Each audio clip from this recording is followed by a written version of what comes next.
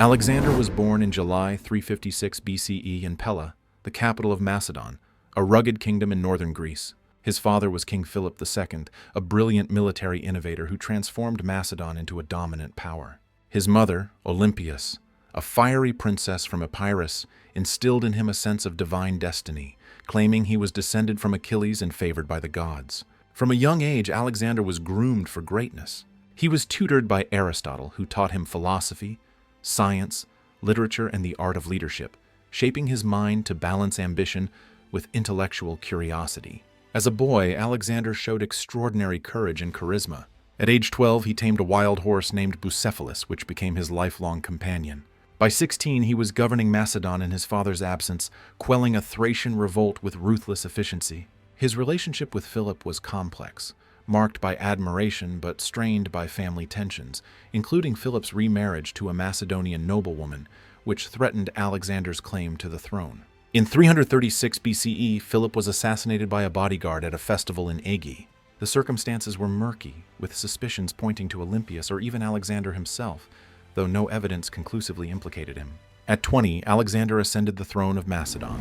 Alexander inherited a powerful but unstable kingdom. Philip had united Greece under Macedonian hegemony through the League of Corinth, but many Greek city-states, particularly Thebes and Athens, resented Macedonian rule. Alexander moved swiftly to consolidate power. He marched south, securing loyalty from the Greek states through diplomacy and displays of strength. When Thebes rebelled in 335 BCE, Alexander crushed the uprising with brutal decisiveness, razing the city and enslaving its survivors, sending a clear message: resistance was futile.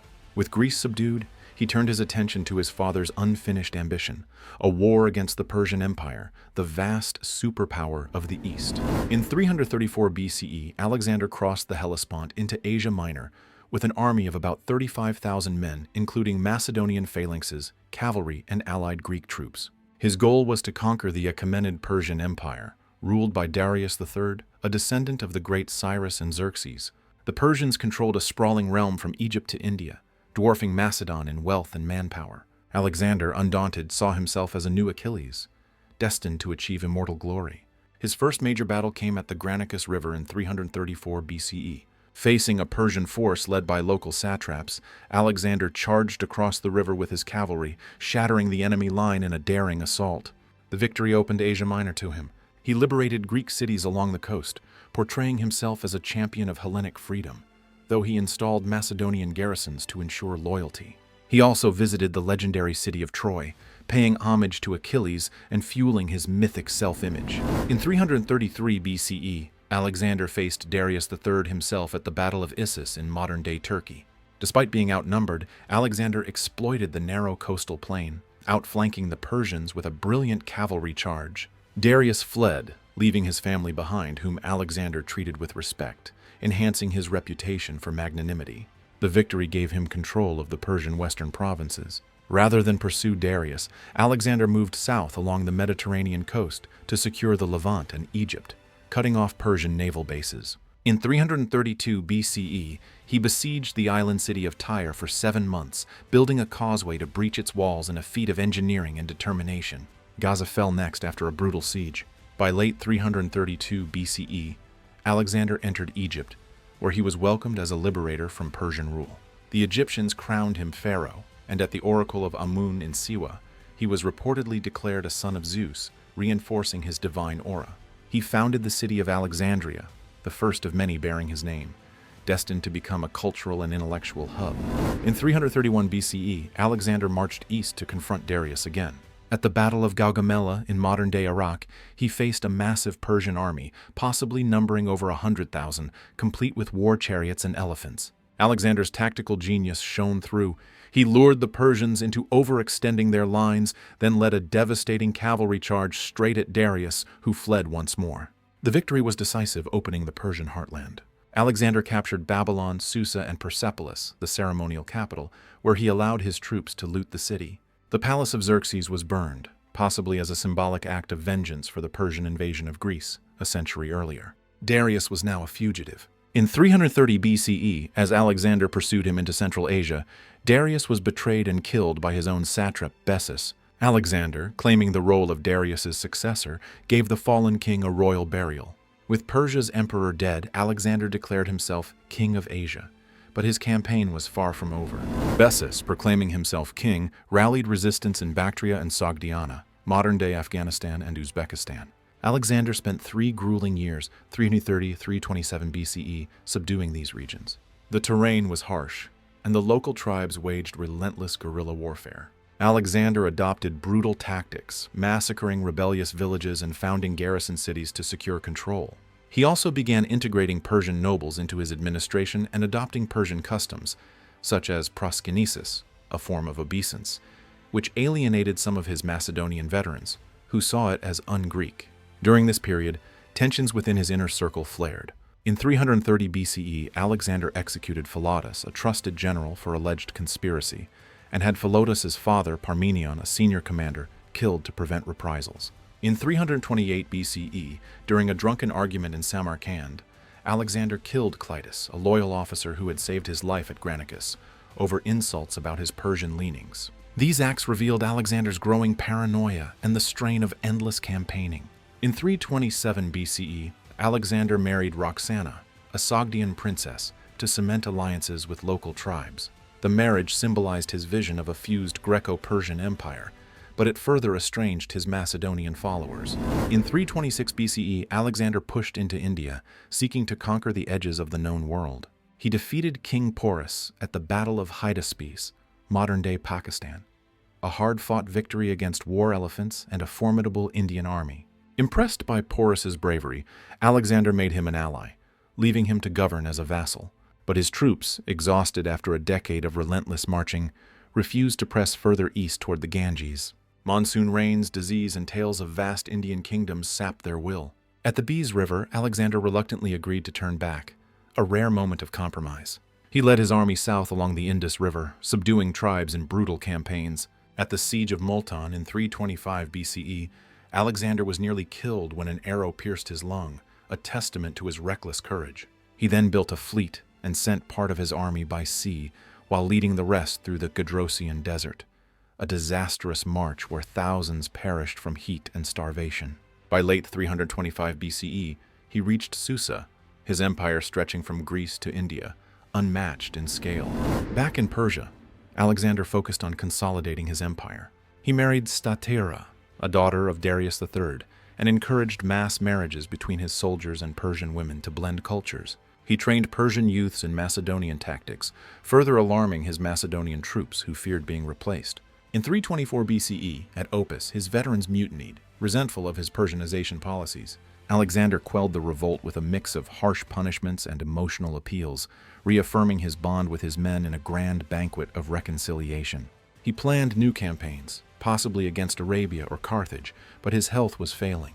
In 323 BCE in Babylon, Alexander fell ill after a night of heavy drinking. Feverish and weakened, he lingered for days, unable to speak. On June 10th or 11th, 323 BCE, at age 32, Alexander died, likely from malaria, typhoid, or possibly poisoning, though no evidence supports the latter. His last words were ambiguous, reportedly saying his empire should go to the strongest when asked about his successor. His death left a power vacuum. His empire fragmented without a clear heir. His son by Roxana, Alexander IV, was born posthumously.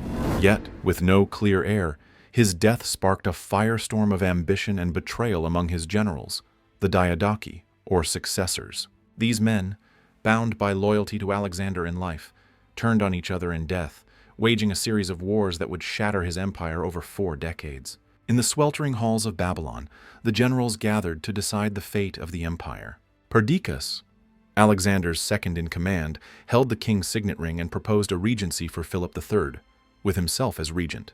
The Macedonian army, fiercely loyal to the Argead dynasty, agreed, but tensions simmered. The generals, men like Ptolemy, Antigonus Monophthalmus, the One-Eyed, Antipater, Craterus, Seleucus, Lysimachus, and Eumenes, were granted satrapies, provinces to govern, but each harbored dreams of greater power.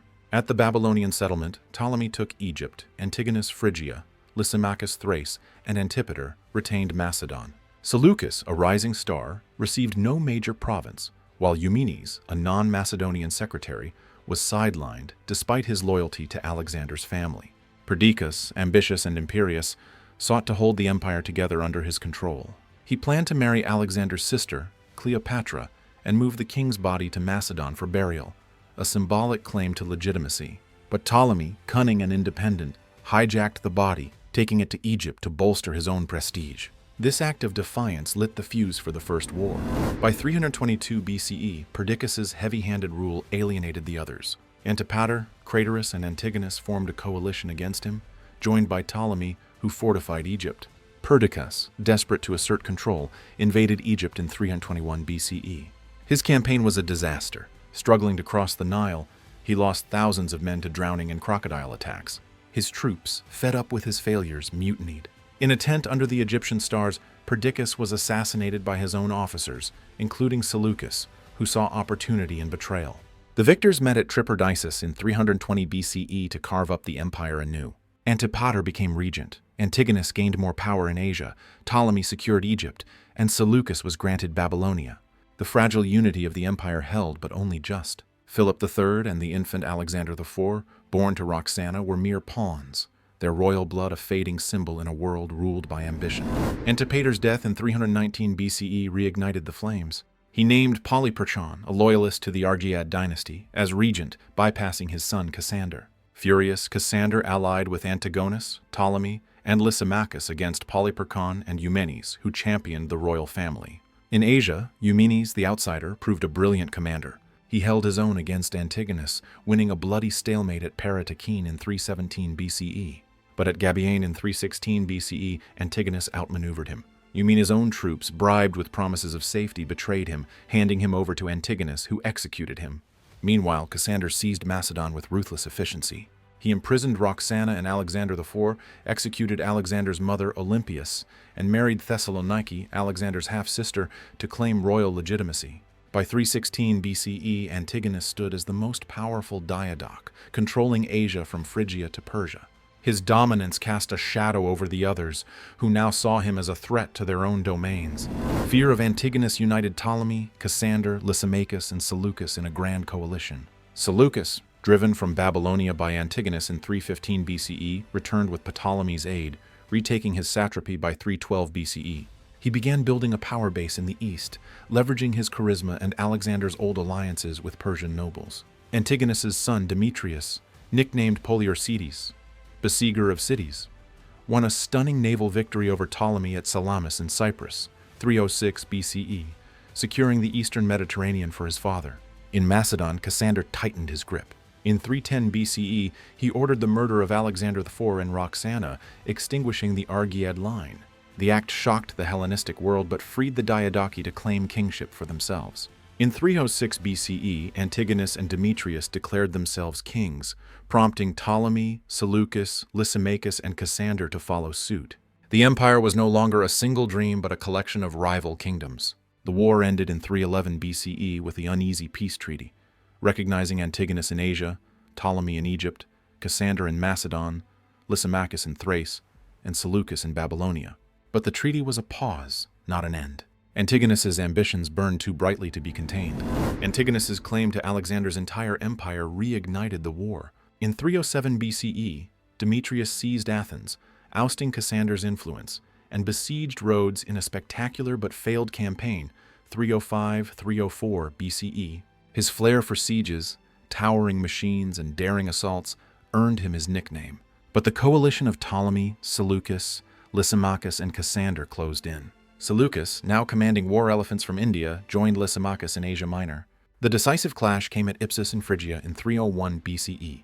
Antigonus, now 80, led his army with Demetrius against the coalition. Seleucus's elephants disrupted Antigonus's cavalry, and the old warrior fell, pierced by a javelin.